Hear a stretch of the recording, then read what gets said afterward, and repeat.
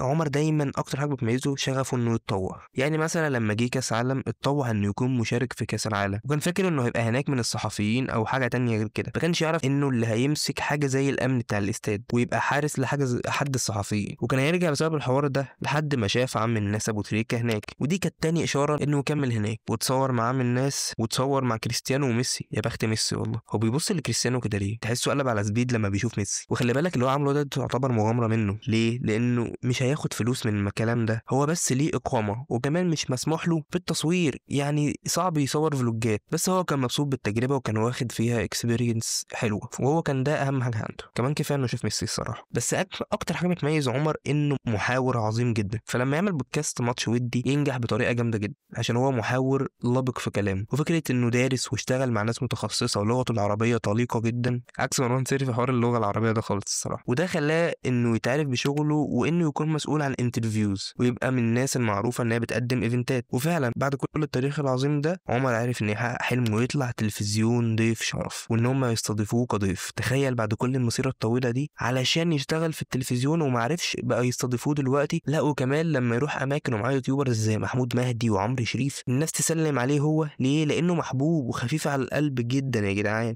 ده في حلقة أحمد مجدي وأحمد حسن اللي في كازينو الألعاب كان بيقول إفيهات أعلى منهم، وبيعرف يتأقلم مع أي حد. يعني دور ال16 مع محمود مهدي شغال كورة وتحديات، أودي يا باشا مفيش مشكلة. دور 16 أكل، هذا ما نحلم به يا أستاذ عمرو والله. وبمناسبة دور 16 في الأكل، متنساش تشوف حلقة الفود بلوجرز اللي إحنا عملناهم، اللي قلنا عليهم إيه الفرق بين الفود بلوجر والفود ريفيور، واللي تظهر لك فوق وهتبقى تحت في الديسكربشن.